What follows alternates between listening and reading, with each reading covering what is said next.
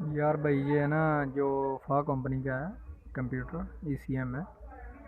ठीक है, इसमें ना वो पल्स नहीं आ रहे, तो ये जनरेटर को लगाना है। ये जनरेटर पे आर्टिशन करके ना इसको लगवाना है।